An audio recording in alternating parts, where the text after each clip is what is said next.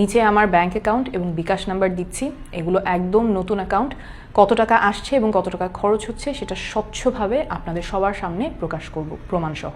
ঢাকা ৯ আসনের সংসদ সদস্য প্রার্থী ও জাতীয় নাগরিক পার্টির সিনিয়র যুগ্ম সদস্য সচিব ডাক্তার তাসনিম জারা সামাজিক যোগাযোগ মাধ্যম ফেসবুকে নির্বাচনের জন্য সাধারণ মানুষের কাছে খরচ চেয়ে সরাসরি আবেদন জানিয়েছেন। সোমবার ২২ ডিসেম্বর নিজের ভেরিফাইড ফেসবুক পেজে একটি পোস্টে তিনি তার বিকাশ পার্সোনাল নম্বর এবং ব্যাংক অ্যাকাউন্ট নম্বর প্রকাশ করে নির্বাচন খরচের জন্য অনুদানের অনুরোধ করেছেন।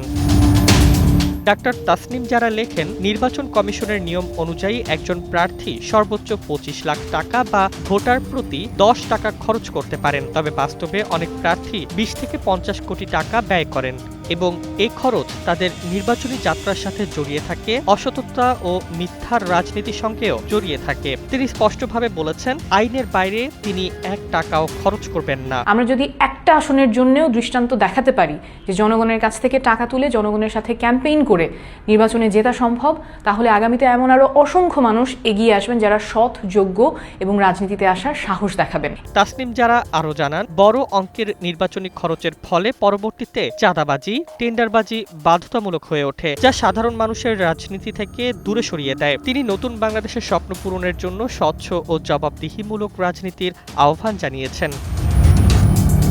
প্রার্থী হিসেবে তিনি মোট ৪৬,৯৩,৫৮০ টাকা নির্বাচনী খরচের স্বচ্ছ হিসাব জনগণের সামনে উপস্থাপন করবেন বলে প্রতিশ্রুতি দিয়েছেন। তিনি তার নতুন ব্যাংক অ্যাকাউন্ট এবং বিকাশ নম্বর দিয়ে অনুদানের জন্য হাত প্রসারিত করেছেন।